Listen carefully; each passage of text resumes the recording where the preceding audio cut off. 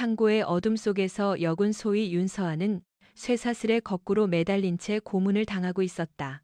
하지만 임동호 대위는 몰랐다. 그가 짓밟은 여군이 단순한 장교가 아니라 대한민국 최강 특수부대를 호출할 수 있는 사령관이라는 사실을. 그리고 지금 지옥의 문이 열리고 있었다. 둔탁한 파이프 마찰음이 창고 안을 날카롭게 그었다. 피비린내와 곰팡내 사이로 짐승 같은 폭소가 터져나왔다. 윤서아 소위는 녹슨 철골 구조물에 두 발이 묶인 채 거꾸로 매달려 있었다. 빗기가 가신 이마 위로 식은땀이 흘러내렸다. 흐릿해지는 시야를 뚫고 임동호 대위가 피 묻은 군번줄과 USB를 전리품처럼 흔들며 다가왔다. 이걸 찾았나, 이 쌍년아? 너 같은 술집년은 그냥 얌전히 몸이나 굴릴 것이지 감히 어디서 비밀 장부를 캐고 다녀. 그는 USB를 군화발로 한 번 짓밟은 뒤 주머니에 챙기고는 부하들에게 턱짓을 했다. 뭐해? 전연 손가락부터 하나씩 부러뜨려. 덩치 큰 사내 둘이 쇠파이프를 끌며 다가오는 순간 윤서아의 눈빛이 포식자처럼 빛났다. 거꾸로 매달린 채 복근의 힘만으로 몸을 튕겨 올린 그녀는 쇠파이프를 휘두르던 첫 번째 놈의 팔을 두 다리로 차차매어 꺾어버렸다. 놈의 비명과 함께 바닥에 떨어진 파이프 조각을 낚아챈 그녀는 밧줄을 단숨에 끊어내고 짐승처럼 바닥에 착지했다. 곧이어 두 번째 놈의 무릎과 턱을 연달아 박살내며 창고를 핏빛으로 물들였다. 10초도 걸리지 않은 학살극. 임동호 대위는 담배를 떨어뜨리며 굳어버렸다. 윤서아는 목에서 피를 토하는 사내들을 넘어 임동호를 향해 걸어가며 손가락에 끼워진 평범한 은반지에 숨겨진 버튼을 길게 두 번 눌렀다. 임동호는 방금 자신이 지옥의 문지기를 건드렸다는 사실을 꿈에도 몰랐다. 그가 상대하는 것은 나약한 신임 장교가 아니라 최정예 특수부대의 호출 버튼을 누른 학살자였다. 지금 이 순간 무장 헬기 편대가 레이더망을 피해 창고로 쇄도하고 있었다. 이 핏빛 처단의 밤으로부터 정확히 3주 전 국군 수도병원 영안실의 가장 구석진 특실. 권유진 소장은 피 묻은 군복을 입은 채 영정 사진 앞에 굳은 듯 서 있었다. 사진 속 권도윤 이병은 특등사수 기장을 달고 자랑스럽게 웃고 있었다. 불과 한 달 전 장군 누나의 이름에 먹칠하지 않겠습니다라며 경례하던 늠름한 동생이었다. 군 헌병대는 훈련 중 총기 오발에 의한 비관 자살이라는 허무맹랑한 결론을 내렸다. 하지만 시신을 직접 부검 참관한 권유진은 동생의 몸에 남겨진 무수한 전기 고문 흔적과 멍자국을 보았다. 그녀는 떨리는 손으로 피에 젖은 동생의 야전 상의 주머니에서 찢겨진 수첩 조각을 꺼냈다. 거기에는 피로 쓴 듯한 글씨가 선명했다. 누나, 그들이 무기 밀반출을 들켰어. 장기철 대령, 임동호 대위, 제3군수창고, 나를 죽이려 해. 그것은 동생이 목숨을 걸고 남긴 다잉 메시지이자 권유진이 군단장 진급을 포기하고 피해 복수를 다짐하게 만든 도화선이었다. 권유진의 뺨을 타고 흐르던 뜨거운 눈물은 이내 차갑게 식어 살기로 변했다. 동생의 시신 앞에서 비통함은 증발하고 그 자리에 맹렬한 사륙의 의지만이 편리를 틀었다. 그날 새벽, 권유진은 보안이 철저히 통제된 국방부 산하 흑색작전 통제실로 홀로 들어갔다. 그녀는 단호한 손길로 자신의 군복 어깨에 찬란하게 빛나던 소장 계급장과 무공훈장들을 모조리 뜯어내 쓰레기통에 처박았다. 그리고는 신분 세탁을 위해 미리 준비해둔 가짜 신분증과 윤서아 소위라는 명찰이 박힌 낡은 구형 전투복을 꺼내 입었다. 차기 육군 참모총장으로 거론되던 절대적인 권력을 버리고 동생의 피가 묻은 지옥의 밑바닥으로 직접 뛰어드는 순간이었다. 그녀는 책상 밑 비밀 금고를 열어 평범한 은반지로 위장된 생체 인식 폭격 유도 장치를 꺼내 손가락에 끼웠다. 심장 박동과 연동되어 위급시 그녀의 그림자 부대를 즉각 호출하는 마이크로칩이 내장된 물건이었다. 도윤아, 누나가 약속할게. 그 새끼들의 뼈와 살을 분리해서 내 무덤 앞에 받지 마. 권유진은 권총의 장전을 확인하며 서늘한 맹세를 내뱉었다. 모든 지위와 명예를 사신의 낫으로 맞바꾼 복수의 여신이 조용히 처형의 명부를 펼쳐들고 적진의 심장부로 걸어 들어가고 있었다. 위장 신분인 윤서와 소희로 장기철 대령의 부대에 발을 들인 첫날, 권유진은 부대 입구에서부터 코를 찌르는 마약과 알코올의 썩은 내를 맡으며 이곳이 무법지대임을 직감했다. 부대원들의 눈빛은 죽어 있었고 간부들은 범죄 조직의 조폭처럼 행동했다. 신임 장교 신고차 연대장실 문을 열자 시가를 물고 있는 탐욕스러운 인상의 장기철 대령과 그 옆에서 장부를 조작 중인 임동호 대위가 그녀를 맞이했다. 장기철 대령은 서류는 거들떠보지도 않고 그녀의 몸매를 음흉하게 훑어내렸다. 윤서아 소희라. 군복 안에 감춰두긴 아까운 자태군. 밤에는 10% 룸살롱 에이스라 해도 믿겠어. 그의 저열한 농담에 임동호 대위가 서류를 덮으며 킬킬거렸다. 대령님, 아예 술집 마담으로 보직을 변경하는 게 부대 사기에 낫지 않겠습니까? 저런 곱상한 얼굴로 총이나 제대로 쏘겠습니까? 룸살롱 마담. 그것이 악마들이 그녀에게 부여한 첫 번째 굴레였다. 그들은 여군을 단지 놀이개로만 취급하는 쓰레기들이었다. 권유진은 치밀어 오르는 사리를 얼음장 같은 표정 아래 숨긴 채 단호하게 관등 성명을 외쳤다. 흔들림 없는 그녀의 눈빛이 임동호 대위의 자격지심을 건드렸다. 눈빛 보소. 아주 건방이 하늘을 찌르는군. 너 같은 기집애들은 보통 행정반에서 커피나 타는데 내 부대에서는 어림없지. 오늘부터 바닥 청소가 뭔지 뼛속 깊이 새겨주마. 그날을 기점으로 임동호 대위의 가학적인 괴롭힘이 노골화되었다. 그는 윤서아를 보급장교 본연의 임무에서 배제시킨 채 부대원들이 기피하는 징벌적 노역만 전담시켰다. 어이, 술집 마담.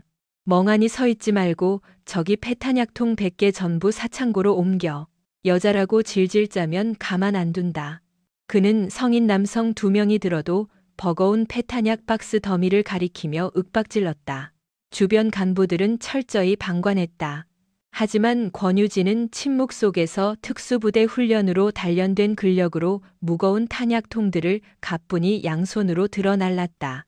연약해 보이는 그녀가 엄청난 괴력을 발휘하자 지켜보던 병사들은 경악을 금치 못했다. 마담, 아직도 멀었어? 해지기 전까지 못 끝내면 영창 보낼 줄 알아. 그녀의 묵묵한 태도에 약이 오른 임동호는 괴롭힘의 수위를 높였다. 그는 일부러 간부 식당의 잔반통을 엎어버리고는 그녀에게 맨손으로 치우라며 모욕을 줬다. 왜, 구역질 나냐? 너 같은 년은 원래 짬통이나 뒤지는 게 어울려. 꼬우면 저녁 지원서 쓰든가. 임동호는 식당 한복판에서 그녀의 얼굴에 담배 연기를 뿜어댔다. 하지만 권유진은 눈썹 하나 까딱하지 않고 고무장갑을 낀 채 악취나는 잔반을 주워 담았다. 모욕감은 사치였다. 그녀의 혈관 속에는 분노 대신 철저하고도 차가운 사례만이 흐르고 있었다. 이 더러운 수모는 훗날 저들의 살가죽을 벗겨낼 완벽한 명분으로 기록되고 있었다. 권유진은 오물을 치우고 무거운 탄약을 나르는 척하며 초소형 카메라가 내장된 단추로 이 지옥의 먹이사슬을 모조리 촬영하고 분석했다.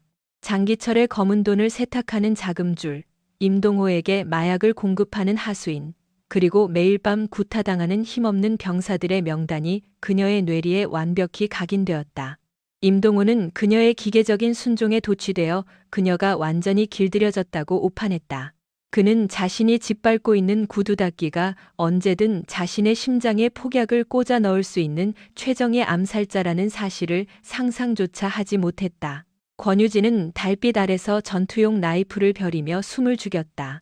동생의 죽음에 가담한 자들의 명단이 완성되는 순간 이 오만한 쓰레기장을 불기둥으로 덮어버릴 그날을 고대하며 이 악물고 수모를 견뎠다. 굴욕적인 일과가 끝나면 그녀는 본거지로 돌아가 동생 권도윤의 마지막 동선을 재구성하는 비밀 작전에 돌입했다. 첫 번째 타깃은 도윤과 함께 밀반출 현장을 목격했을 가능성이 높은 위병소 근무자들이었다. 그녀는 일부러 그들이 야간 경계를 서는 초소로 위문품을 빙자한 간식을 들고 가 자연스럽게 대화를 유도했다. 처음에는 병사들도 그녀를 슬금슬금 피했다. 룸살롱 마담으로 찍혀 임동호 대위의 샌드백이 된 요주의 인물과 엮였다간 자신들도 쥐도 새도 모르게 처형당할지 모른다는 극도의 공포감 때문이었다. 그들은 질문을 받을 때마다 눈을 피하며 모릅니다라는 로봇 같은 대답만 앵무새처럼 되풀이했다. 권유진은 그들의 눈동자에 서린 공포의 무게를 짐작할 수 있었다. 이 끔찍한 막장 같은 부대에서 생존하려면 철저히 장님이 되고 벙어리가 되어야만 했을 것이다. 하지만 그녀는 쉽게 물러서지 않았다. 윽박지르는 대신 그녀는 묵묵히 땀방울을 흘리며 다가갔다. 새벽부터 무거운 포탄 박스를 함께 짊어졌고 훈련 후에는 자신의 사비로 몰래 들여온 달콤한 간식과 얼음물을 건네며 굳은 살 박인 병사들의 손을 꽉 잡아주었다. 그 따뜻한 온기에 얼음장 같던 병사들의 경계심이 눈 녹듯 서서히 녹아내리고 있었다. 며칠 후 칠흑 같은 어둠 속에서 탄약고 초번 근무를 서던 권유진의 등 뒤로 도윤과 한솥밥을 먹던 송일병이 다급한 발걸음으로 다가왔다. 그는 사시나무 떨듯 주변을 두리번거리더니 기어들어가는 목소리로 속삭였다. 윤서아 소위님, 혹시 도윤이 사건의 진실을 파헤치려고 이곳에 오신 겁니까? 권유진은 부인하지 않고 무겁게 고개를 끄덕였다. 송일병은 입술을 꽉 깨물고 갈등하더니 이내 억눌러둔 진실을 토해냈다. 그의 두 눈동자에는 지독한 죄책감이 일렁였다. 도윤이는 스스로 목숨을 끊은 게 아닙니다. 누군가에게 당한 겁니다. 확실합니다. 그 끔찍한 확언에 권유진의 억장이 무너져 내리는 듯했다. 치솟는 감정을 억누르며 그녀는 차분히 다음 진술을 유도했다. 그 친구가 죽기 며칠 전 제3군수창고에서 기겁할 만한 광경을 목격했다고 했습니다. 장기철 대령과 임동호 대위가 빼돌린 A급 군수품들을 민간 트럭에 싣는 걸 봤다며 제게만 벌벌 떨며 고백했었죠. 입막음을 당할까봐 극도의 공포에 질려 있었습니다.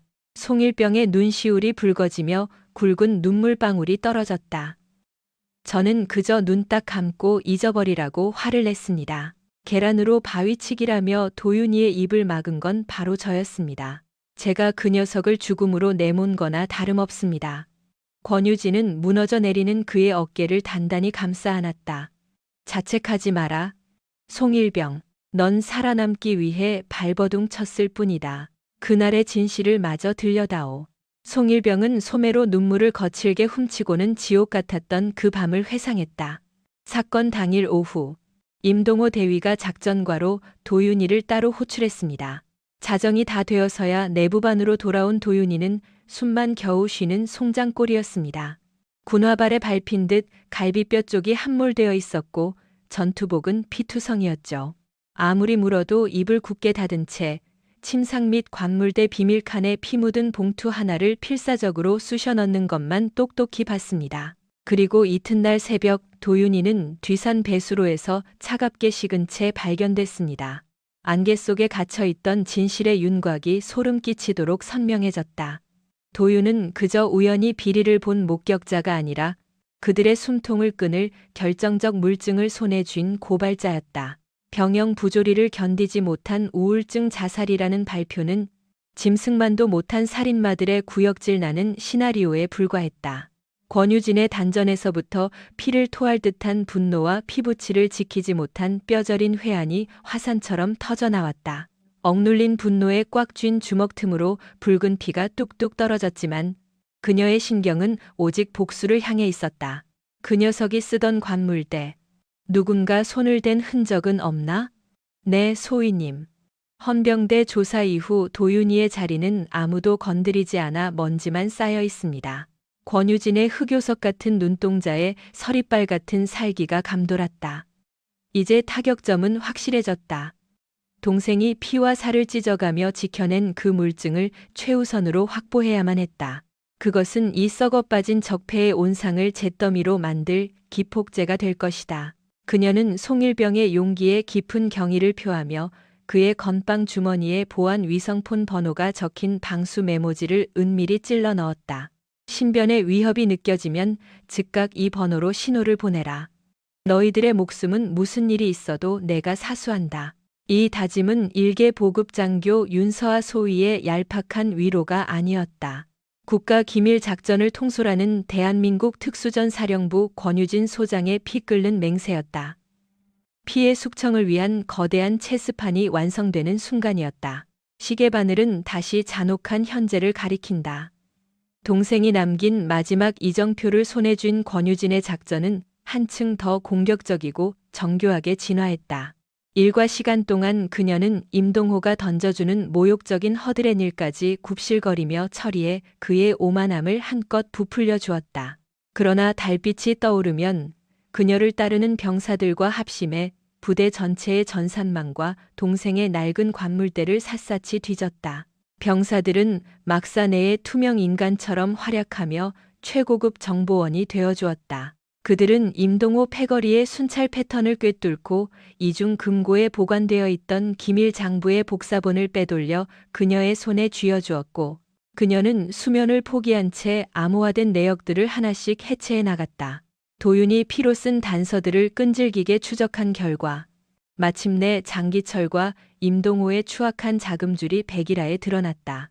그들은 해외에 페이퍼 컴퍼니를 세운 뒤 특수부대용 최첨단 전술 장비와 방탄 플레이트를 해외 용병 단체에 팔아넘기고 그 자리에 총알조차 막지 못하는 불량, 폐기품을 채워 넣은 서류 조작의 달인들이었다. 이는 단순한 횡령을 넘어 전방에서 피 흘리는 아군들의 등 뒤에 칼을 꽂고 사리사욕을 채운 극악무도한 이적 행위였다. 하지만 거미줄처럼 쳐둔 위장막도 오래가지 못했다. 뱀처럼 교활한 임동호 대위는 부대 내 공기가 심상치 않게 흘러가고 있음을 짐작했다. 벌레처럼 납작 엎드려 있던 사병들의 시선 끝에 이전에 없던 미세한 반항기가 서려 있었기 때문이다. 그리고 짐승적인 촉으로 그 소리 없는 반란의 기저에 잣빌이나 도맡아 하던 순진해 보이는 윤서아 소희가 자리하고 있음을 간파했다. 그녀의 소름 돋도록 완벽한 복종 이면에 자신들의 목을 옥김, 날카로운 올가미가 숨겨져 있다는 것을 그는 직감적으로 눈치챘다. 그는 독사 같은 눈을 번뜩이며 결단을 내렸다. 이 싹을 초장에 짓밟아 버리기 위해 공개적인 망신을 주어 길을 완전히 죽여놓아야 했다. 기회는 장맛비가 쏟아진 직후 대대급 철야 전술 훈련이 열리는 날 찾아왔다. 며칠 폭우에 휩쓸린 연병장은 발목까지 푹푹 빠지는 거대한 오물배치나 다름없었다. 임동호는 완전 군장 상태의 대원들을 진흙탕 한가운데 집합시킨 뒤 돌연 윤서아를 연단 앞으로 끄집어냈다. 윤서아 소위, 확성기 없이도 막사 끝까지 쩌렁쩌렁 울린 그의 포효에는 뼈를 깎아내려는 노골적인 도끼가 서려 있었다. 행정반에서 펜대나 굴리는 보급 장교가 야전 부대원들의 피땀을 얼마나 공감할 수 있을지 이 자리에서 테스트해보겠다. 네 눈앞에 있는 저 똥물 웅덩이가 보이지? 그는 연병장에서 가장 악취가 진동하고 쓰레기가 부유하는 흙탕물 한가운데를 군화발로 가리켰다. 지금 즉시 저 진흙 구덩이를 낮은 포복으로 왕복 10회 통과한다. 당장 실시. 폭군 같은 명령이 떨어지자 수백 명의 대원들 사이로 숨막히는 정적이 흘렀다. 이건 군사훈련을 빙자한 명백한 린치였고 지휘관의 권력을 남용한 최악의 인권 유린이었다. 수많은 부하들이 눈을 시퍼렇게 뜨고 지켜보는 한복판에서 간부, 그것도 여군에게 오물을 기어다니라 강요하는 것은 군법은 물론 도의적으로도 용납할 수 없는 야만적인 행태였다. 윤서아는 당혹감 어린 시선으로 자신을 바라보는 병사들의 얼굴과 그 앞에서 뱀처럼 미소 짓는 임동호를 차가운 눈으로 번갈아 응시했다. 그녀가 침묵하자 임동호는 기세등등하게 폭언을 쏟아냈다. 귀가 먹었나? 아니면 온실 속 화초처럼 자란 행정병이라 이런 구정물은 발끝에 닿는 것조차 소름 끼치게 싫은가? 이래서 계집들은 전투 부대의 짐만 된다는 거다. 나약해 빠져서는 겉멋만 들었지.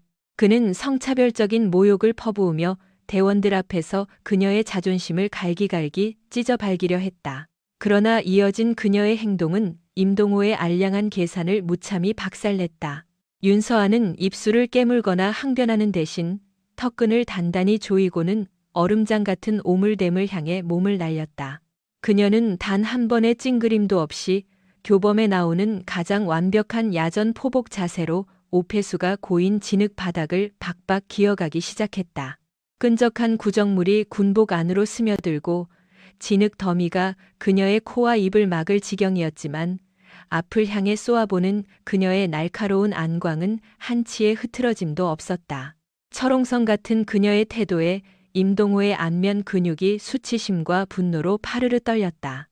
바닥에 엎드려 엉엉 울며 자비를 구하거나 차라리 명령 불복종으로 항명죄를 덮어 씌우려던 얄팍한 시나리오가 빗나가자 그는 이성을 잃고 발악했다. 붕뱅이처럼 뭐 하는 짓이냐? 실전에서 총알이 빗발쳐도 그따위로 기어 다닐 거냐? 속도 높여. 당장 안 뛰어. 그의 표독스러운 고함에 맞춰 윤서아는 오기와 도끼를 품고 2배로 속력을 끌어올렸다. 피부는 긁히고 근육은 비명을 질러댔지만 이 가학적인 고통 속에서 그녀의 정신은 오히려 차갑게 벼려진 강철검처럼 날을 세우고 있었다. 뼛속까지 스며드는 이 비참한 굴욕을 그녀는 세포 하나하나에 고스란히 새겨 넣었다.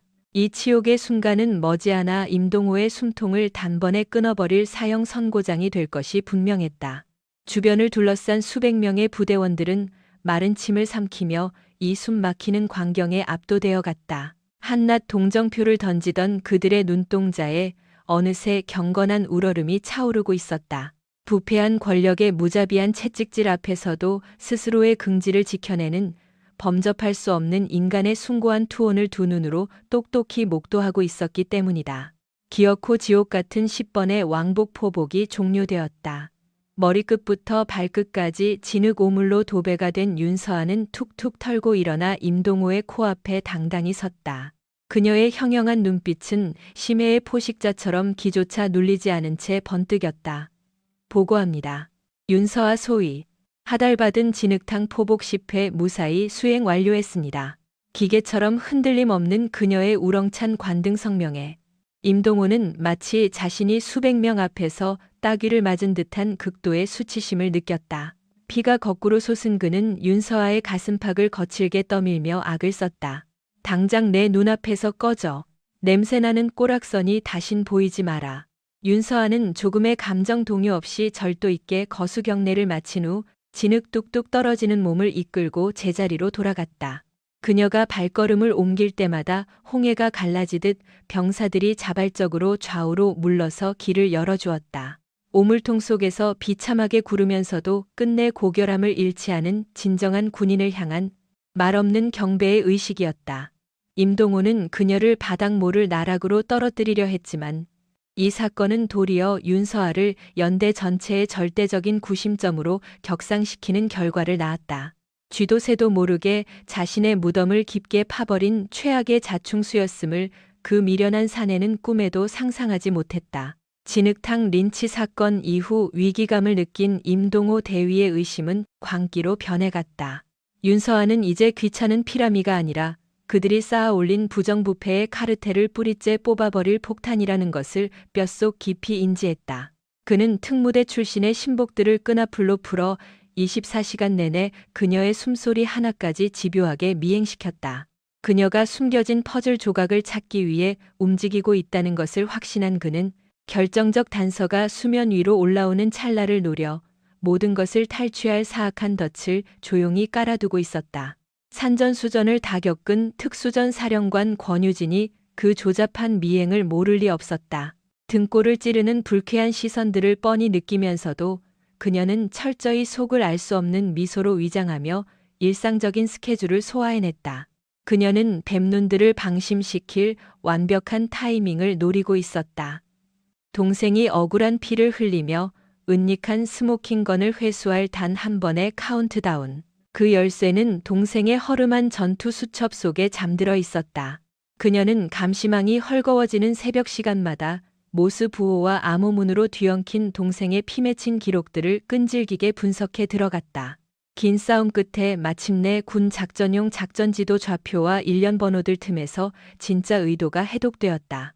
제1탄약고 부속 창고, C구역 3번째 렉, 북쪽 방화벽, 5번째 적벽돌. 그것은 도윤이 목숨을 걸고 빼돌린 스모킹건의 위치를 가리키는 다잉 메시지였다. 하지만 상황은 절망적이었다. 하필 그 지점은 임동호 대위가 불법 착복한 금괴와 군수품들을 쌓아두는 밀실 구실을 하고 있어 삼중 보안 장치와 무장 병력이 개미 새끼 한 마리 얼씬 못하게 철통 방어하는 부대 내 최고 통제 구역이었기 때문이다. 낮에는 접근조차 엄두를 낼 수 없었다. 기회는 대규모 배전반 교체 작업으로 부대 전체의 정전이 예고된 오늘 밤뿐이었다. 권유진은 자신에게 붙은 미행을 떼어내기 위해 저녁 식사 후 극심한 복통을 호소하며 의무실에 입실했다. 자정을 알리는 종소리가 멀리서 들려오자 그녀는 병상에 모포를 사람 모양으로 부풀려 놓고 유령처럼 빠져나왔다. 목표는 칠흑 같은 어둠에 잠긴 1번 군수 창고. 순찰조의 발소리가 멀어지는 틈을 타 그녀는 고양이처럼 유연하게 철조망을 넘었다. 감시 카메라의 전원은 꺼져 있었지만 그녀는 만약의 사태를 대비해 사각지대만을 골라 디뎠다. 두꺼운 자물쇠는 그녀가 특수 제작한 픽에 의해 단 3초 만에 무력화되었다. 매캐한 기름 냄새 속에서 그녀는 적외선 라이트를 켜고 동생 권도윤, 이병이 남긴 암호를 해독하며 걸음을 옮겼다. 환기구 아래 세 번째 파이프. 그녀가 낡은 파이프의 이음새를 비틀어 열자 검은색 비닐로 밀봉된 작은 틈새가 나타났다. 떨리는 손으로 내용물을 꺼내자 차가운 금속성 촉감의 USB와 피 묻은 군번줄이 만져졌다. 권도윤 이병이 마지막까지 지켜낸 진실의 파편이었다. 심장이 요동쳤지만 그녀는 재빨리 감정을 추스르고 USB와 군번줄을 방탄조끼 안쪽 비밀 주머니에 숨겼다. 흔적을 완벽하게 지운 권유진은 다시 어둠 속으로 몸을 숨겼다. 그러나 권유진이 막사 쪽으로 방향을 트는 순간 연병장 외곽 폐타이어 진지 뒤에서 은밀히 움직이는 적외선 고글의 불빛들이 번쩍였다. 임동호 대위가 일찌감치 매복시켜둔 헌병대 소속 흑사조 팀이었다. 그들은 무전기를 들어 다급히 보고했다. 임동호 대위님, 윤서와 소희가 창고에서 미상의 물건을 확보했습니다. 수화기 넘어 술에 취해 있던 임동호의 목소리에서 취기가 단숨에 증발했다. 그년 당장 잡아와. 죽여도 좋으니 물건은 무조건 회수해. 권유진은 등 뒤로 다가오는 군홧발 소리에 미세한 파차름이 섞여 있음을 간파했다. 평범한 미행이 아닌 살기를 품은 습격조였다. 그녀는 숙소로 향하는 대신 일부러 CCTV가 없는 탄약고 뒤편 좁은 골목으로 발걸음을 돌렸다. 예상대로 앞뒤에서 시커먼 그림자들이 일제히 튀어나와 퇴로를 차단했다. 윤서아 소희님, 얌전히 우리와 밤바람 좀 쐬러 가시죠. 임동호의 수하들이 진압봉을 꺼내들며 희죽거렸다. 권유진은 입가에 차가운 미소를 띄웠다. 오히려 잘된 일이었다. 이들을 쓰러뜨려야만 다음 단계로 넘어갈 수 있었다. 그녀가 겉옷을 벗어던지고 전투 단검을 역수 형태로 쥐어들자 어리숙했던 윤서와 소희의 기운은 흔적도 없이 사라졌다. 대신 그 자리에는 전설적인 특수작전 사령관 권유진 소장의 서늘한 기백이 뿜어져 나왔다. 본격적인 핏빛 무대가 막을 올렸다. 좁은 진입로에서 권유진은 4명의 특공무술 교관 출신 요원들을 마주했다. 그들은 임동호의 사조직이나 다름없는 더러운 사냥개들이었다. 가녀린 여군 하나쯤은 가볍게 제압할 수 있다고 믿은 그들이 조롱 섞인 웃음을 흘리며 덤벼들었다. 하지만 그들의 오만은 단 5초 만에 산산조각 났다. 권유진은 바닥에 모래를 발끝으로 차올려 시야를 가린 뒤 첫 번째 놈의 턱에 치명적인 니킥을 꽂아 넣었다. 연이어 무릎이 꺾이며 쓰러지는 놈의 어깨를 밟고 도약해 뒤따라오던 2명의 명치와 관자놀이를 양발로 동시에 타격했다. 뼈가 부러지는 파열음이 골목을 울렸다. 일반적인 군용 크라브마가가 아닌 오직 적을 단숨에 절명시키기 위해 고안된 그림자 부대만의 흑색 격투술이었다. 순식간에 3명이 피를 토하며 나뒹굴자 마지막 남은 덩치 큰 사내는 공포에 질려 바들바들 떨었다. 그녀가 숨통을 끊으려 다가서는 찰나 쓰레기 더미 뒤에 숨어있던 5번째 그림자가 튀어나왔다. 처음부터 이 사태를 관망하던 임동호 대위였다. 부하들이 장난감처럼 부서지는 모습에 경악한 그는 이 여자가 단순한 장교가 아님을 확신했다. 그는 권유진의 시선이 분산된 틈을 타 고전압 전기 진압봉을 그녀의 뒷목에 무자비하게 찔러 넣었다. 5만 볼트의 전류가 뇌를 강타하자 권유진의 시야가 하얗게 타들어가며 그 자리에 무너져 내렸다. 아무리 초인적인 전투력을 지녔다 한들 등 뒤에서 꽂히는 비열한 전기 충격에는 장사가 없었다. 독사 같은 년. 임동호는 식은땀을 닦아내며 거친 숨을 몰아쉬었다. 그의 두 눈엔 짙은 두려움이 일렁이고 있었다. 그는 신음하는 부하들의 정강이를 걷어차며 발악하듯 소리쳤다. 빨리 안 일어나. 당장 인연 손발에 수갑 채우고 끌고 가. 간신히 몸을 추스른 요원들이 기절한 권유진의 손발을 굵은 공업용 체인과 케이블 타이로 결박했다. 그들은 그녀를 포대 자루처럼 질질 끌고 가 조금 전 털렸던 일본 군수 창고 깊숙한 곳으로 내동댕이 쳤다. 살을 애는 듯한 얼음물이 정수리에 쏟아지자 권유진은 퍼뜩 의식을 되찾았다. 정신을 차려보니 그녀는 크레인 고리에 매달린 채 공중에 거꾸로 대롱거리고 있었다. 이마가 찢어져 흘러내린 피가 턱 끝에 맺혔고 체인이 파고든 살갗은 찢어질 듯 아팠다. 피투성이가 된 시야 너머로 드럼통 위에 태블릿 PC를 올려놓고 거만하게 앉아있는 임동호 대위가 보였다. 이제 일어났나? 윤서아 소위. 아니, 이쯤 되면 위장 신분 말고 진짜 직함을 불러드려야 하나? 특수작전사령부 비밀요원 나으리? 그는 권유진의 방탄조끼에서 빼앗은 USB를 조롱하듯 흔들어 보였다. 내 동생이 숨긴 게 이거지? 그는 태블릿에 USB를 연결해 암호화된 폴더 하나를 강제로 열었다. 화면에는 임동호 본인과 그의 배우이자 장인인 장기철 대령이 불법 무기 밀매를 지시하는 통화 녹음과 스위스 은행 계좌 내역이 쏟아져 나왔다. 데이터를 확인하던 임동호의 얼굴이 순식간에 잿빛으로 변했다. 턱 근육이 파르르 떨리고 등줄기에 식은땀이 솟구쳤다. 만약 이 파일들이 군 검찰에 넘어갔다면 자신은 물론 장기철 대령까지 무기징역을 면치 못할 것이 분명했다.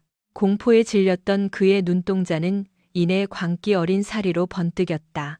이 진실의 꼬리를 여기서 완전히 잘라내야만 했다.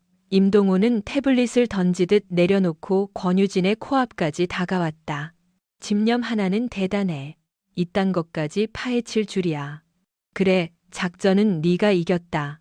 그는 입꼬리를 비틀어 올리며 사악하게 속삭였다. 하지만 역사는 살아남은 자가 쓰는 거지. 그는 뒤에 도열한 수하들에게 턱짓을 했다. 인연의 뼈마디를 하나씩 다 부러뜨려 놔. 정보국 엘리트가 고통 앞에서 어떻게 무너지는지 비디오로 남겨. 그리고 동트기 전에 소각장에 던져버려라. 살인 명령이 떨어졌다. 권유진의 운명은 끔찍한 고문과 죽음으로 끝나는 듯했다. 임동호는 자신의 완벽한 승리를 자축하며 창고 철문을 향해 여유롭게 발걸음을 돌렸다. 하지만 그 쓰레기 같은 오만함이 그의 가장 큰 실수였다. 진짜 쇼는 이제부터 막을 올릴 참이었다. 그리고 이 핏빛 오페라의 프리마돈나는 쇠사슬에 묶인 채 지옥불 같은 분노를 사귀고 있는 복수의 여신이었다. 권유진의 진짜 반격은 아직 시작조차 되지 않았다. 임동호 대위의 사형 선고가 떨어지자 근육질의 부하 2명이 살벌한 미소를 흘리며 권유진에게 다가왔다. 한 놈은 불꽃을 뿜는 공업용 가스토치를, 다른 한 놈은 날이 예리하게 선 전술용 카람빗을 쥐고 있었다. 포박된 사냥감을 뜯어먹으려는 굶주린 들개떼나 다름없었다. 창고 문고리를 잡았던 임동호는 그녀가 비참하게 살려달라고 애원하는 꼴을 감상하기 위해 잠시 발걸음을 멈췄다. 하지만 곧이어 그의 눈앞에 펼쳐진 물리적 현상은 그가 군 생활 내내 쌓아온 상식을 산산조각 내버렸다. 축 늘어져 있던 권유진의 눈이 섬뜩하게 번쩍였다. 그 눈동자에는 일말의 공포나 고통도 없었다. 오로지 타깃을 도륙하기 위한 초점만 남은 피도 눈물도 없는 사신의 안광이었다. 가스 토치를 든 놈이 사정거리에 들어온 찰나 권유진의 몸매가 기괴할 정도의 탄력으로 치솟았다. 그녀는 오직 코어 근육의 힘만으로 상체를 끌어올려 두 다리로 놈의 경동맥 부위를 트라이앵글 초크 형태로 휘감았다. 우두둑 소름 끼치는 뼈 파열음과 함께 거구의 사내는 비명 한 번 내지르고 즉사했다. 이 독종 같은 년이 카람빗을 든 놈이 이성을 잃고 칼을 휘두르며 쇄도했다. 그러나 칼날이 그녀의 옷깃에 닿기도 전 권유진은 죽은 놈의 어깨를 딛고 허공에서 팽이처럼 몸을 비틀었다. 그녀의 움직임에 맞춰 놈이 휘두른 카람빗 칼날이 그녀의 다리를 결박하고 있던 케이블 타이와 체인 연결부를 정확히 베고 지나갔다. 챙강, 구속구가 끊어지며 자유를 되찾은 그녀의 몸은 마치 흑표범처럼 소리 없이 바닥에 내려앉았다. 1초도 안 되는 찰나의 예술이었다. 카람빗을 든 놈이 허공을 가른 칼날을 보며 멍해진 순간 권유진은 이미 사각지대인 놈의 등 뒤로 파고들었다. 그녀의 손날이 놈의 경추신경을 정확히 찍어 누르자 사내는 풀썩 쓰러져 기절했다. 이제 남은 것은 단 한 명. 권유진은 철문 앞에서 넋이 나간 채 얼어붙은 임동호 대위를 향해 천천히 고개를 돌렸다. 그녀는 턱선으로 흘러내린 검붉은 피를 손등으로 슥 닦아냈다. 양손목에 남은 케이블 타이를 맨손으로 뜯어내버린 그녀가 지옥에서 갓 올라온 야차처럼 임동호를 향해 성큼성큼 다가가기 시작했다. 권유진의 구두굽 소리는 얼음 위를 걷듯 고요했지만 그 진동은 임동호의 숨통을 끊어놓을 듯한 사형 선고처럼 울려 퍼졌다. 임동호 대위는 다리가 풀려 비틀거리며 뒷걸음질 쳤다. 현실 감각이 완전히 붕괴된 듯했다. 자신이 그토록 얕잡아 보던 연약한 여자가 어떻게 저런 짐승 같은 살기를 내뿜을 수 있단 말인가? 저건 인간의 껍데기를 쓴 완벽한 사륙병기였다. 너 대체 정체가 뭐야? 악마야? 그의 목소리는 찢어질 듯 갈라져 허공을 맴돌았다. 권유진은 차가운 미소조차 짓지 않고 그의 코앞까지 다가섰다. 체구는 훨씬 작았지만 그녀의 뒤로 짙은 어둠의 그림자가 덮쳐오는 듯한 엄청난 위압감이 임동호를 짓눌렀다. 찰나의 순간 그녀의 두 손이 독사처럼 뻗어나갔다. 주먹을 쥐거나 타격을 가하지도 않았다. 그저 임동호의 견갑골과 무릎 뒤쪽 신경다발을 예리하게 찔러 넣었을 뿐이다. 기괴한 뼈의 파열음이 울림과 동시에 임동호의 전신 근육이 축 늘어졌다. 짐승 같은 비명과 함께 시멘트 바닥에 고꾸라졌지만 뼈가 으스러지는 통증 대신 전신이 얼어붙는 듯한 기분 나쁜 마비 증세만이 그를 덮쳤다. 숨을 쉬는 것 외에는 손가락 끝조차 움직일 수 없는 완벽한 무력감이었다. 권유진은 벌레만도 못한 모습으로 바닥을 기어다니는 임동호를 무기질적인 시선으로 내려다보았다. 단숨에 목을 꺾어버릴 수도 있었으나 그딴 값싼 죽음은 이 오만한 쓰레기에게 어울리지 않았다. 그녀는 영혼까지 짓밟히는 절대적인 공포를 각인시켜줄 참이었다. 방해물들을 모두 무력화시킨 뒤 그녀는 여유롭게 검지에 낀 흑요석 반지를 어루만졌다. 임동호의 동공이 그 손짓을 쫓는 것을 확인한 순간 그녀는 은밀히 설계된 링의 다이얼을 매섭게 눌렀다. 짙은 어둠 속에서 핏빛 섬광이 세 차례 전멸했다. 그것은 지옥문이 열리는 신호이자 타락한 자들을 쓸어버릴 파멸의 호출이었다. 임동호는 눈앞에서 번쩍인 그 요염하고도 끔찍한 붉은 빛에 숨을 헐떡였다. 저 작고 깜찍한 빛이 자신의 군사적 요새를 잿더미로 만들 재앙의 전조라는 사실을 그는 꿈에도 상상하지 못했다. 정막이 흐르는 폐창고 안, 권유진은 기절한 사내들과 사지가 마비되어 추악하게 몸부림치는 임동호 대위의 한가운데서 마치 성역을 지키는 전신처럼 고요히 섰다. 찢어진 이마에서 흘러내린 검붉은 피가 턱선을 타고 뚝뚝 떨어졌으나 그녀의 서늘한 시선은 오직 사색이 된 임동호의 비참한 몰골에 꽂혀 있을 뿐이었다. 그녀는 보란듯이 반지를 낀 손을 눈높이까지 들어 올렸다. 임동호의 흔들리는 눈동자를 응시하며 반지의 은폐 버튼을 다시금 짓눌렀다. 아스라한 적색 광원이 고주파를 내뿜으며 철거머리 같은 암흑을 뚫고 위성망으로 직행했다. 코드명 추락한 여제. 권유진이 친위대에 하다라는 극비 생존 신호이자 이 타락한 구역 전체를 지도에서 지워버리라는 무자비한 청소 명령이었다. 동일한 시각 지하 300m 깊숙이 숨겨진 국방부 직속 특수작전사령부의 코어 벙커. 슈퍼컴퓨터와 방대한 전술 데이터가 명멸하는 이곳은 국가의 가장 어두운 그림자를 도맡는 살수들의 본거지였다. 일상적인 브리핑의 정막을 깨부순 것은 단 한 줄의 데이터 패킷이었다. 사령부의 실질적인 조율자이자 권유진 소장의 영혼의 그림자로 불리는 서진우 준장. 그는 홀로그램 작전 지도를 통해 다국적 대테러 임무를 통제하던 중이었다. 예고도 없이 서진우의 전술 스마트워치가 살점을 파고들듯 맹렬히 진동했고 메인 콘솔의 모든 지표가 핏빛 적색으로 물들었다. 사이렌보다 끔찍한 침묵 속에서 중앙 패널에 떠오른 텍스트는 단 한 줄이었다. 코드명 추락한 여제. 서진우 준장의 이목구비가 차가운 대리석처럼 굳어버렸다. 정맥을 타고 흐르던 피가 역류하며 끓어오르는 기분이었다. 추락한 여제.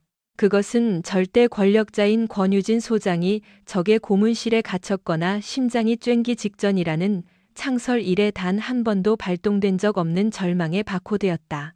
그들의 신이자 구원자가 피를 흘리고 있다는 뜻이었다.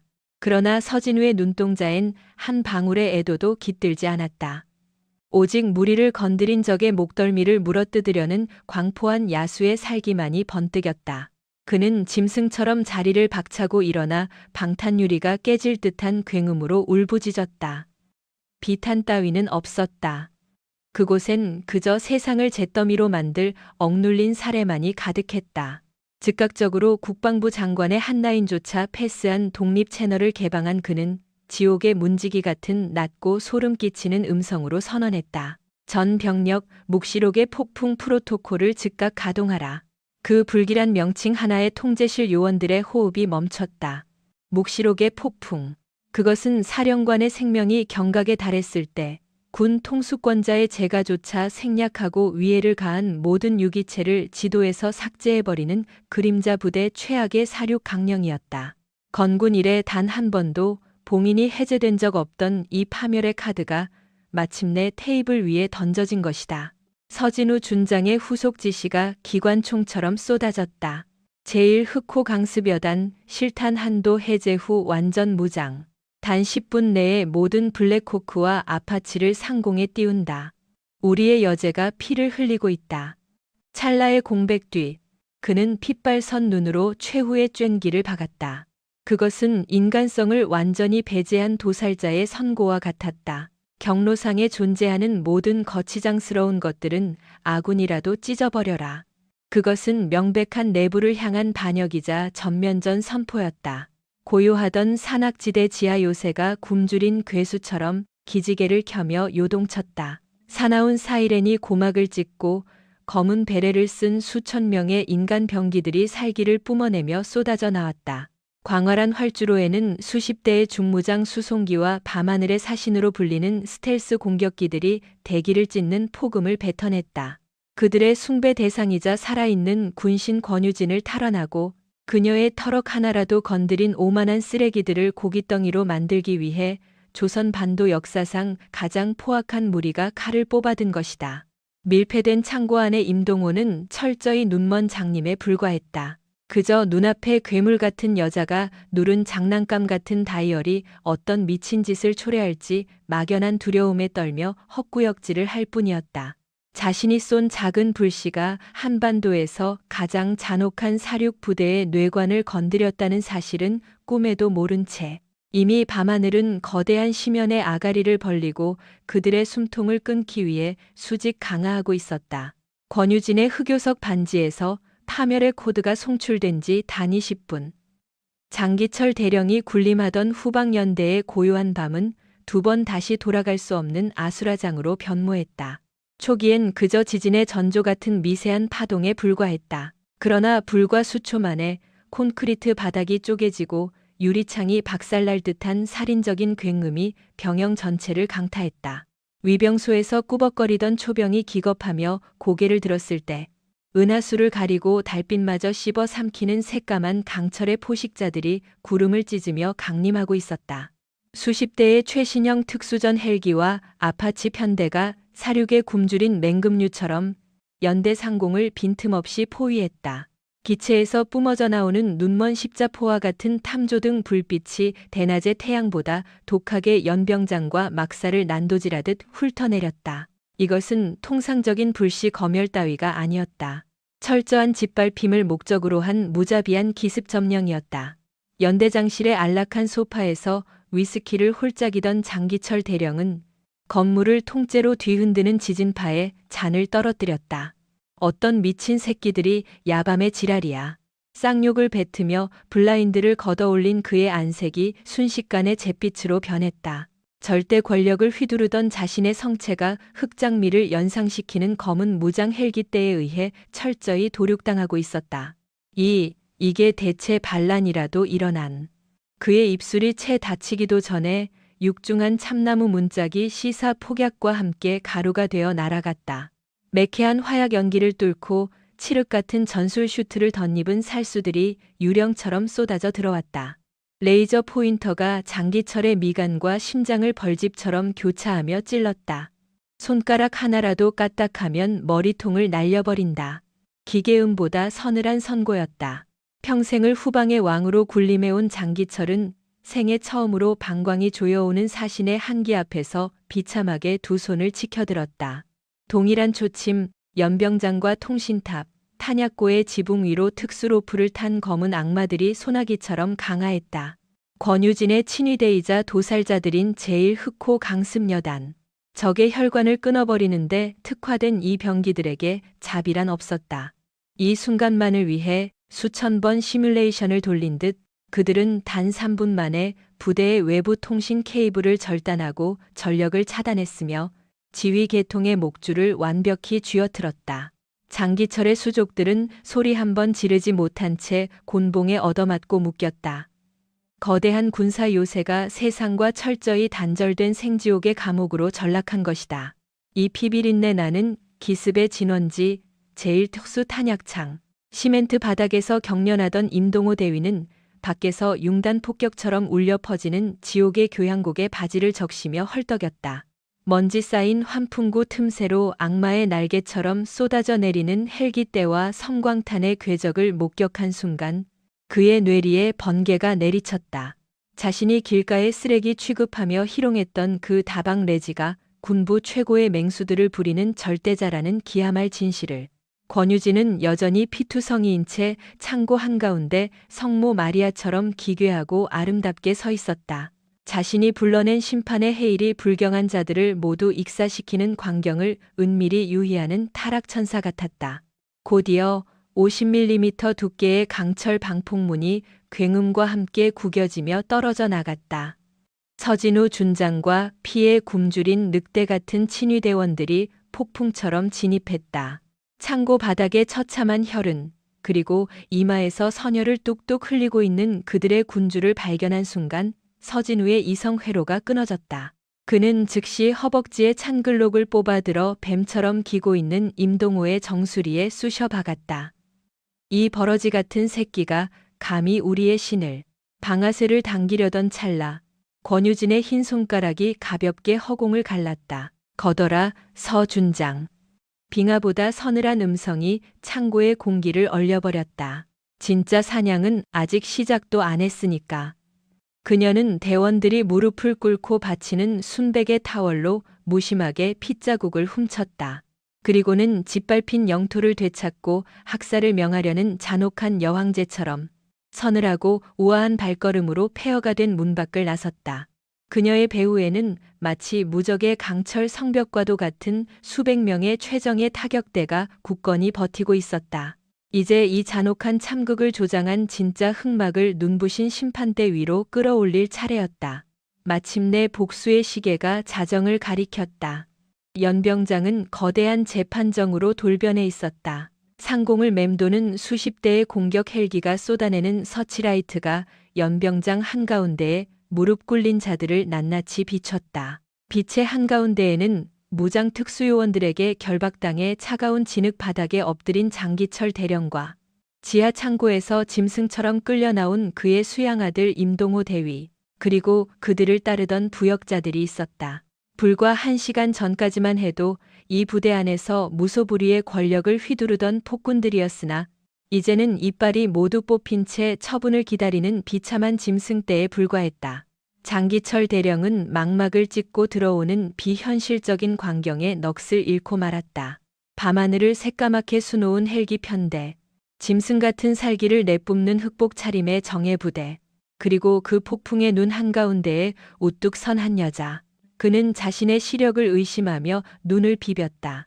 그 자리에는 불과 얼마 전까지 커피 심부름이나 하는 계집이라며 멸시하고 임동호가 맘껏 유린하도록 방치했던 그 신입 장교 윤서와 소희가 서 있었다.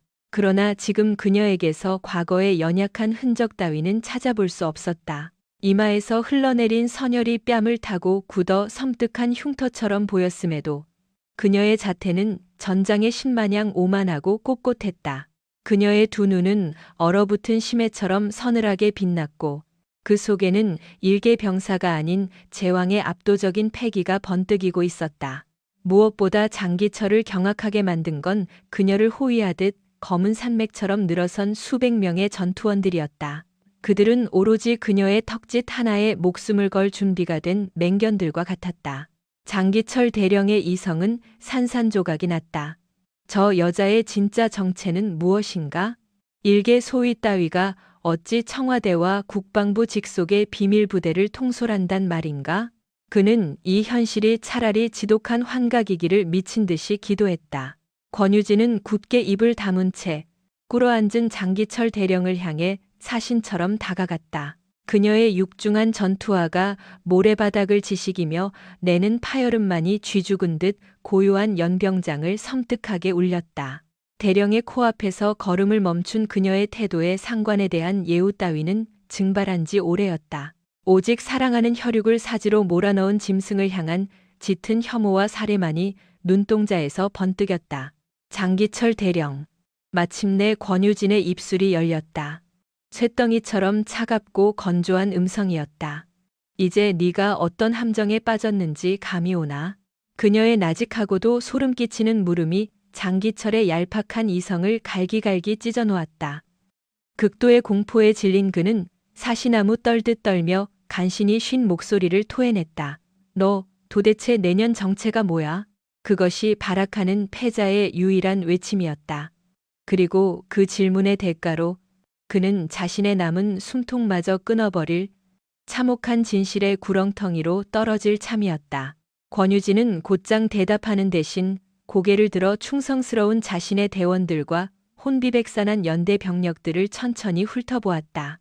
마침내 이 길고 끔찍했던 복수극의 피날레를 장식할 순간이었다.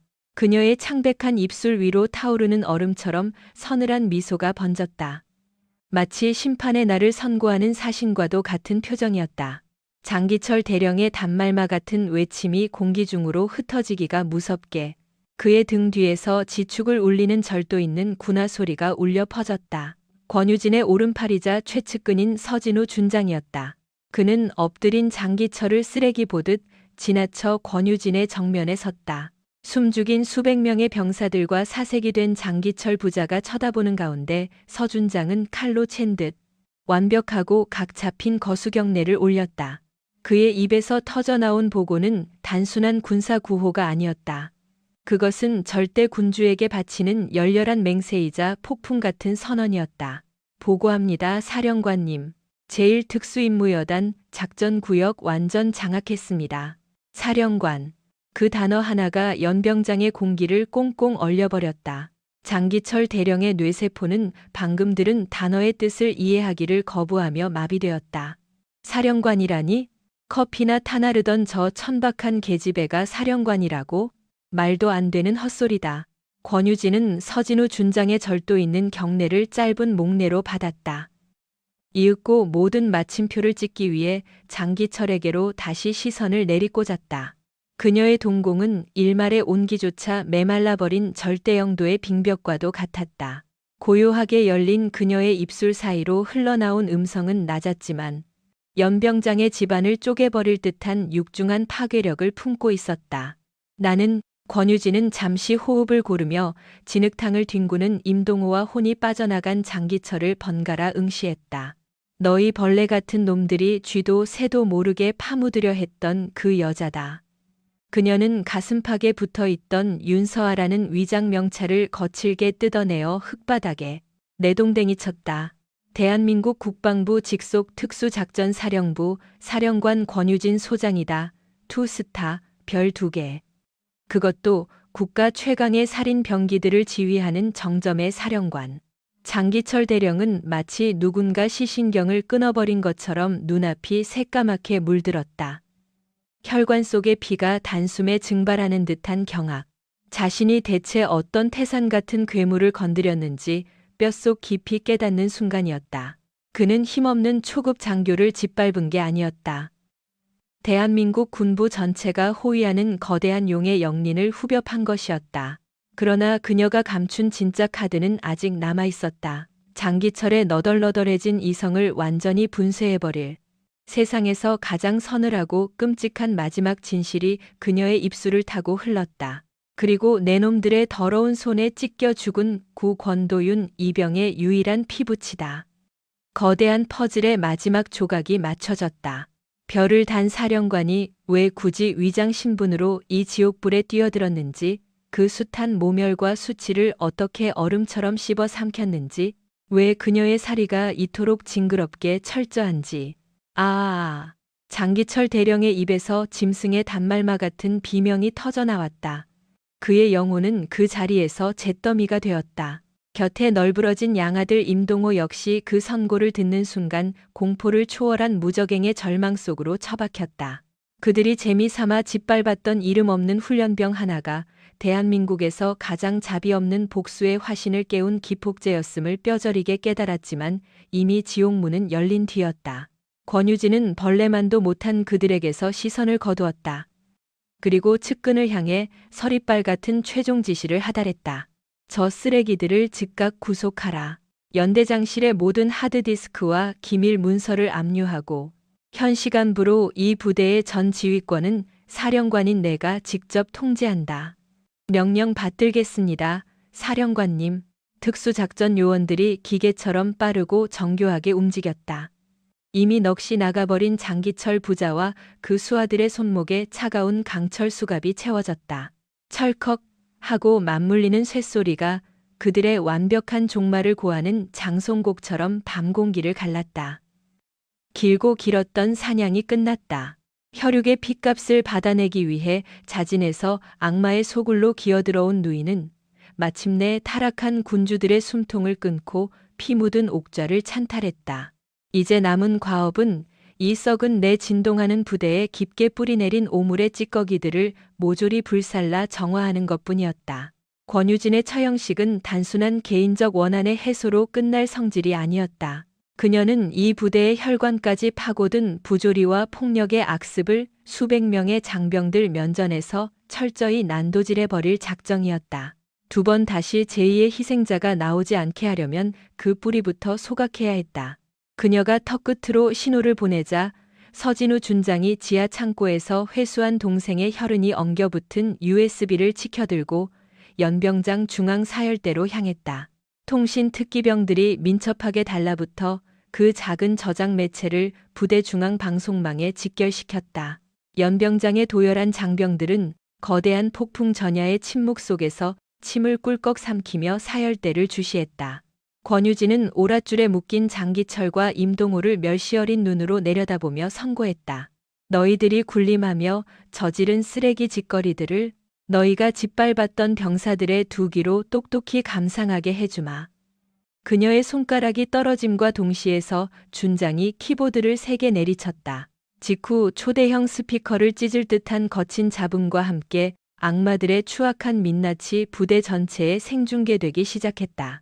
가장 먼저 스피커를 찍고 나온 것은 장기철 대령이 불량 방탄보, 납품 비리를 두고 무기 브로커와 밀실에서 작당 모의를 하는 역겨운 대화였다. 돈다발이 든 서류 봉투가 부스럭거리는 소리, 헐값에 병사들의 목숨을 팔아넘기며 킬킬대는 탐욕스러운 웃음소리가 밤 공기를 갈갈이 찢었다. 진실을 직면한 병사들의 표정은 걷잡을 수 없는 분노로 일그러졌다. 당장 내일이라도 뚫려버릴 불량 방탄복이 자신들의 등판에 입혀진 채 저들의 배를 불렸다는 사실에 병사들은 주먹을 꽉 쥐었다. 연이어 재생된 트랙은 임동호 대위가 권도윤 이병을 무자비하게 구타하며 내뱉은 협박의 현장이었다. 야, 이 쥐새끼 같은 놈아, 네가 뭘 훔쳐봤는지 알아? 한 번만 더 참고 기웃거리면 네 부모 앞마당에 네 시체 토막을 택배로 쏴줄 테니까 똑바로 해. 뼈가 부러질 듯 둔탁한 타격음과 함께 권도윤 이병이 피를 토하며 애원하는 참혹한 신음이 연병장을 가득 채웠다. 어둠 속에 감춰졌던 살인의 전말이 적나라하게 까발려지자 대열 곳곳에서 피가 거꾸로 솟는 듯한 거친 숨소리와 참담한 탄식이 터져나왔다. 피날레를 장식한 것은 사열대 옆에 임시로 세워진 거대 스크린에 뜬 비디오 영상이었다. 화면 속에는 어두운 폐창고에서 권유진을 쇠사슬로 묶어 거꾸로 매달아 놓고 임동호가 비열하게 조롱하는 장면이 담겨 있었다. 커피나 나르던 천박한 계집애가 주제를 모르고 어딜 쑤시고 다녀. 여성을 짐승 취급하는 모욕적인 폭언, 수하들에게 전기 고문을 지시하는 극악무도한 명령, 그리고 그 광경을 즐기며 쾌재를 부르던 임동호의 악마 같은 낯짝이 고해상도로 중계되었다. 추악한 진실의 민낯이 한 올도 남김없이 까발려졌다. 장기철과 임동호는 죄인처럼, 아니 그보다 더 비참하게 고개를 쳐박았다. 수백 개의 분노한 눈동자가 쏘아내는 저주와 증오의 화살을 맨몸으로 견뎌낼 도리가 없었다.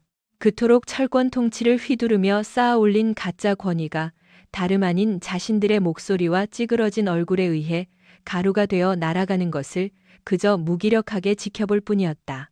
충격적인 영상이 암전되자 연병장 위로 질식할 듯한 정막이 내려앉았다. 그리고 1초도 채 지나지 않아 그 무거운 고요는 용암처럼 터져나오는 병사들의 거대한 함성과 살기로 변모했다. 짓밟혀온 자들의 인내심은 거기서 완전히 끊어졌다. 장병들은 자신들을 속이고 전우를 벼랑 끝으로 몰아넣은 추악한 반역자들을 향해 억눌러왔던 거대한 분노를 마침내 폭발시켰다. 저 악마 같은 놈들을 처단하라. 더러운 배신자들. 연병장을 뒤흔드는 함성은 썩어빠진 철옹성을 무너뜨리는 혁명의 횃불과도 같았다.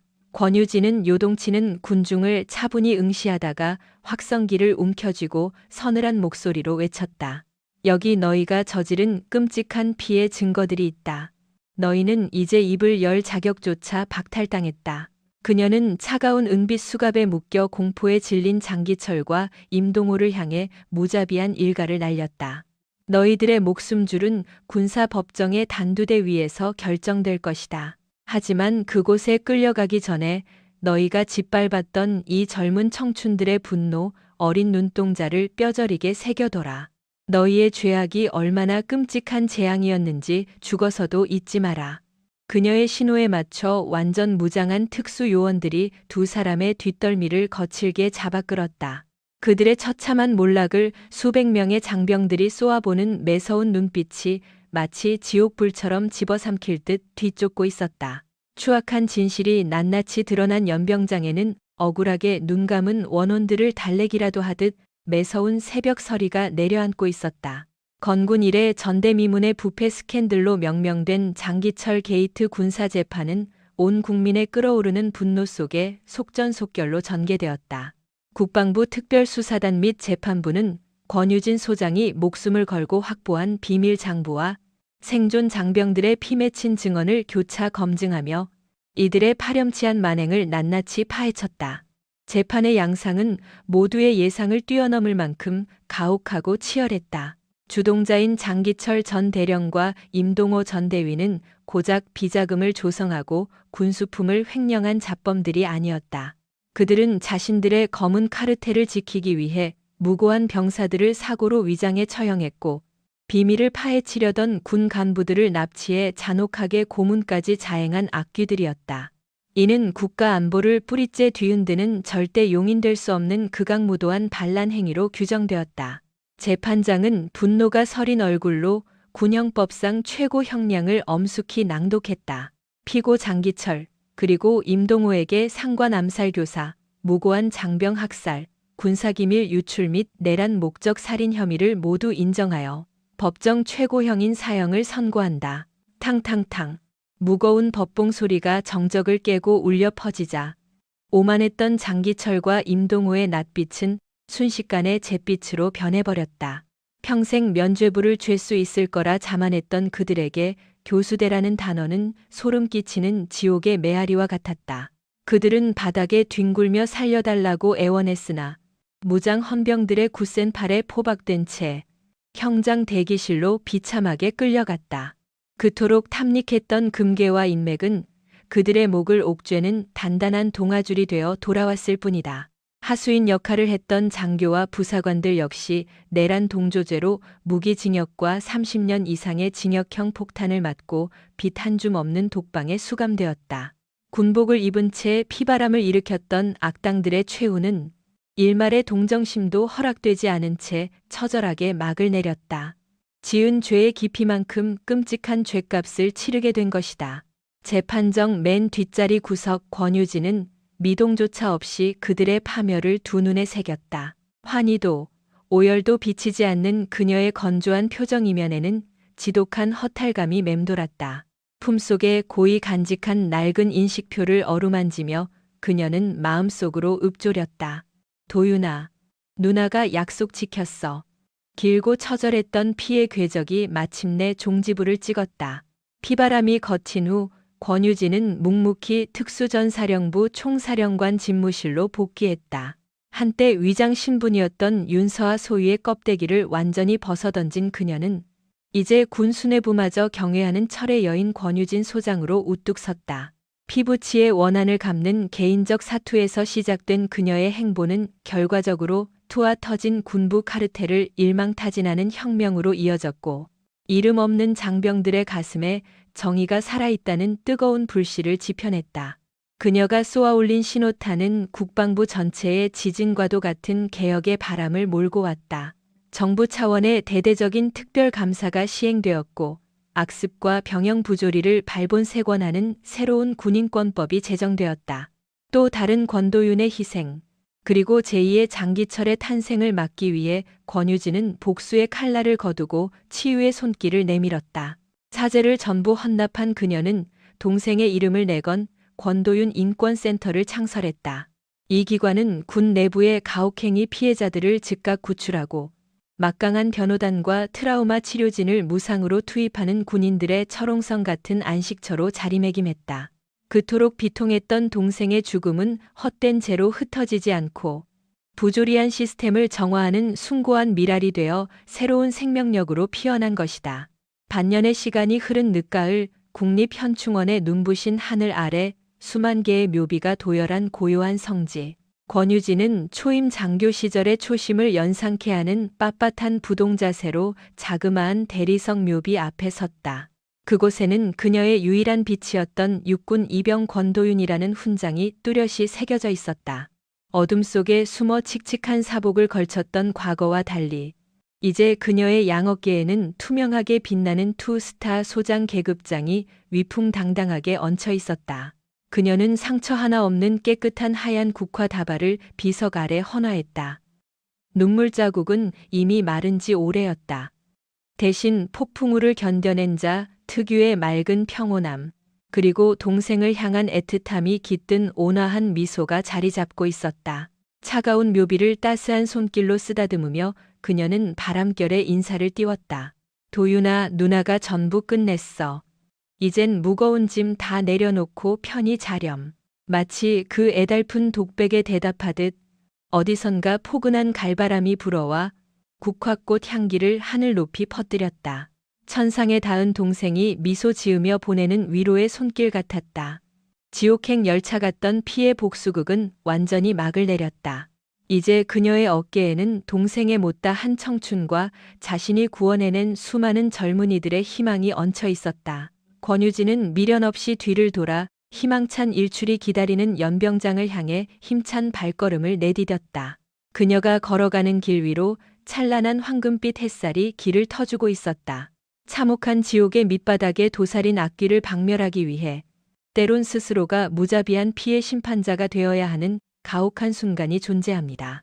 권유진 소장은 빛나는 훈장과 탄탄대로가 보장된 수뇌부의 옥좌를 걷어차고 가장 끔찍한 사지의 한복판으로 직접 뛰어드는 선택을 했습니다.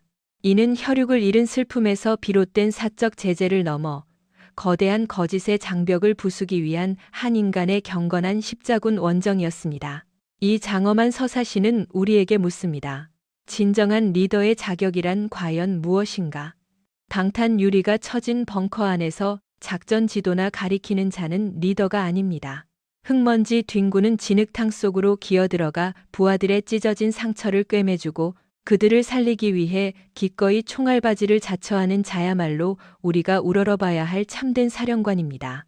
권유진 소장은 부당한 죽음이라는 폭력 앞에 비겁하게 고개 숙이지 않았습니다. 칠흑 같은 기득권의 폭풍우 속으로 자신의 명운을 던졌고 마침내 그 검은 구름을 베어내며 찬란한 여명을 조국에 선물했습니다. 더불어 이 드라마틱한 실화는 정의를 수호하는 불굴의 용기에 대한 강렬한 메시지를 던집니다. 우리가 살아가는 현실 곳곳에는 여전히 수백 명의 장기철과 임동호가 탐욕스러운 이빨을 숨기고 있을지 모릅니다. 폭압적인 권력의 그림자 아래서 우리는 종종 비겁한 침묵을 택하거나 얄팍한 안위를 챙기 바쁩니다. 하지만 권유진 소위의 은밀한 작전을 목숨 걸고 도왔던 이름 없는 장병들처럼 미약한 불꽃들이 하나둘 모여들 때 비로소 철의 장막을 녹여버릴 거대한 혁명의 들불이 번진다는 사실을 우리는 가슴에 새겨야 합니다. 오늘 준비한 리뷰는 여기까지입니다. 여러분은 혈육의 한을 풀기 위해 계급 장마저 던져버리고 사생결단을 내린 권유진 소장의 결단에 대해 어떤 감상을 느끼셨나요? 또한 주동자들에게 내려진 사형이라는 극단적인 단죄가 합당한 처벌이었다고 동의하십니까? 여러분의 날카로운 통찰과 다채로운 의견을 댓글창에 아낌없이 공유해 주시길 바랍니다. 그 작은 목소리들이 연대할 때 이 세상은 한 걸음 더 올바른 방향으로 나아갈 수 있습니다. 오늘의 영상이 여러분의 뇌리에 강렬한 카타르시스를 선사했다면 잊지 마시고 구독과 좋아요, 알림 설정까지 꼭 눌러주시길 부탁드립니다. 다음 이 시간에는 더욱 심장을 울리고 통쾌한 사이다 전개로 가득한 흥미로운 이야기로 찾아오겠습니다. 끝까지 함께 해주셔서 대단히 감사합니다. 다음 영상에서 건강한 모습으로 다시 뵙겠습니다.